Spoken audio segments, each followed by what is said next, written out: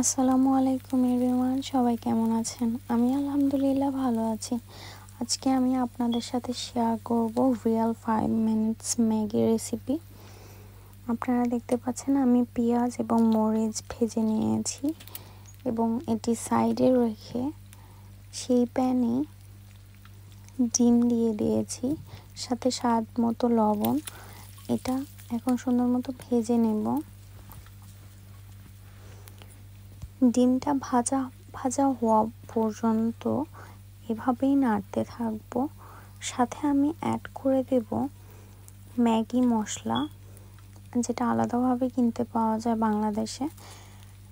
আমি বাংলাদেশ থেকে এই মশলাটি নিয়ে এসেছি।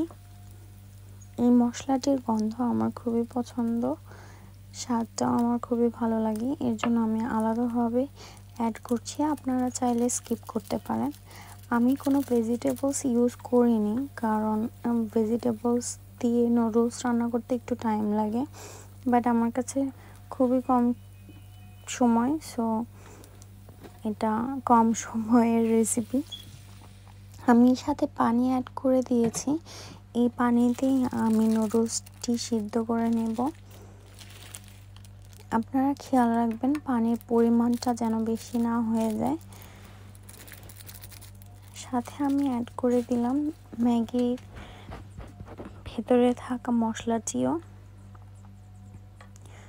আপনারা চাইলে এটি ঢেকে দিতে পারেন, ঢেকে দিলে তাড়াতাড়ি সিদ্ধ হয়ে যাবে, কিন্তু আমি ঢেকে দেইনি কারণ আমার তাপটা একটু বেশি দেওয়া আছে, হাই করা আছে, সো এর জন্য আমার ঢেকে দিতে হবে না। আর আমার নুডলসটি ভালোভাবে সিদ্ধ হওয়া পর্যন্ত আমি ওয়েট করব এবং এভাবেই নাড়তে থাকব।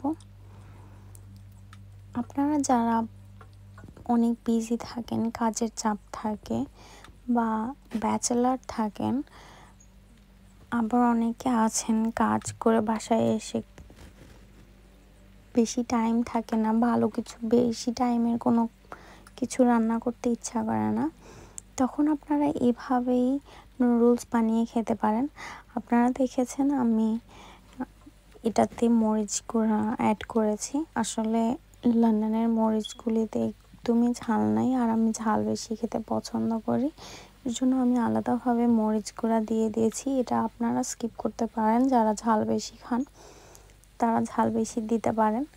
আর মরিচের গুঁড়া দিলে একটা কালার সুন্দর আসে, এর জন্য আমি অ্যাড করেছি।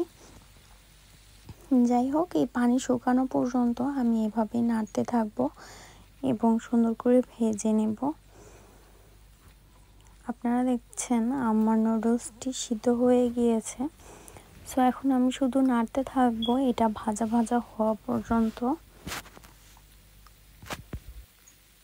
আপনারা চাইলে এই রেসিপিটি বাসায় ট্রাই করতে পারেন। অবশ্যই আমাকে জানাবেন যদি আপনারা ট্রাই করেন কেমন হয়েছে, স্বাদটা কেমন ছিল।